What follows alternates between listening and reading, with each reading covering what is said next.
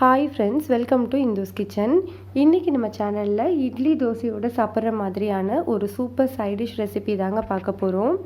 Kumbakonam Kadapa recipe தாங்க பார்க்க போகிறோம். இதை நீங்கள் இட்லி தோசையோடு சேர்த்து சாப்பிடும்போது டேஸ்ட் அவ்வளோ அருமையாக இருக்கும். கண்டிப்பாக இதை நீங்கள் ட்ரை பண்ணி பாருங்கள்.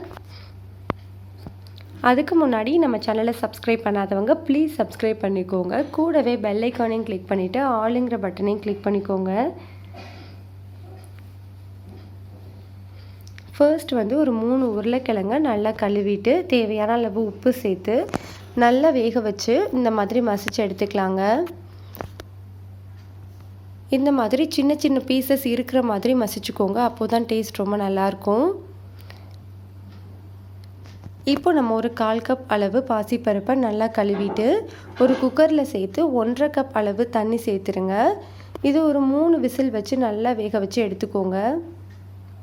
பாருங்கள், இந்த மாதிரி நல்லா வெந்திருக்கணும். இதை தனியாக வச்சுக்கலாம். இப்போ ஒரு மிக்ஸி ஜாரில் 1/4 கப் அளவு துருவின தேங்காய் சேர்த்துக்கலாம். 5 பல் பூண்டு, 2 பச்சை மிளகாய், ஒரு 1/2 டீஸ்பூன் அளவு சோம்பு சேர்த்து கொஞ்சமாக தண்ணி ஊற்றி நல்லா ஸ்மூத்தான பேஸ்ட்டை அரைச்சி எடுத்துக்கோங்க.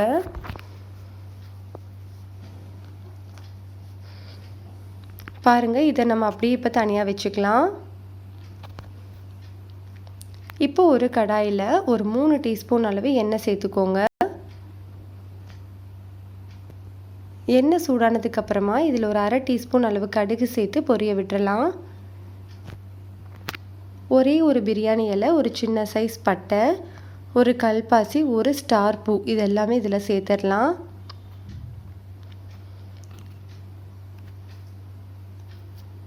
கொஞ்சமாக கறிவேப்பிலையும் சேர்த்துடலாம். இப்போ இதில் 2 மீடியம் சைஸ் பெரிய வெங்காயத்தை நீள நீளமாக கட் பண்ணிவிட்டு சேர்த்துக்கலாம். 3 பச்சை மிளகாயை இடையில கீறிட்டு சேர்த்துக்கலாம். உங்கள் காரத்துக்கு ஏற்ற மாதிரி நீங்கள் மிளகாயை மட்டும் அட்ஜஸ்ட் பண்ணிக்கோங்க. மீடியம் ஹீட்டில் வச்சுட்டு நல்லா இந்த மாதிரி வதக்கிடுங்க. வெங்காயம் வதங்கினதுக்கப்புறமா நம்ம ஏற்கனவே அரைச்சி வச்சுருக்கிற அந்த தேங்காய் பேஸ்ட்டை சேர்த்துடலாம். ஸ்டவ்வை மீடியம் ஹீட்டில் வச்சுட்டு இதோட பச்சை வாசனை போகிற வரைக்கும் நல்லா வதக்கி விட்டுருங்க.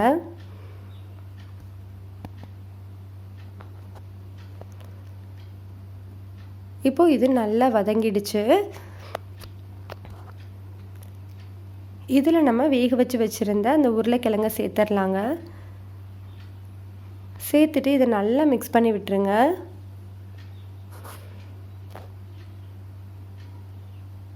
எல்லாமே நல்லா மிக்ஸ் ஆனதுக்கப்புறமா நம்ம வேக வச்சு வச்சுருக்கிற அந்த பாசிப்பருப்பையும் சேர்த்துடலாம்.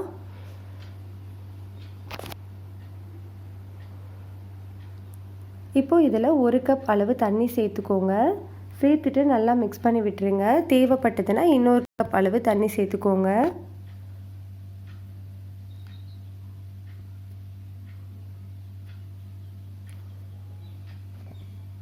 தண்ணி சேர்த்துட்டு நல்லா மிக்ஸ் பண்ணிடலாங்க.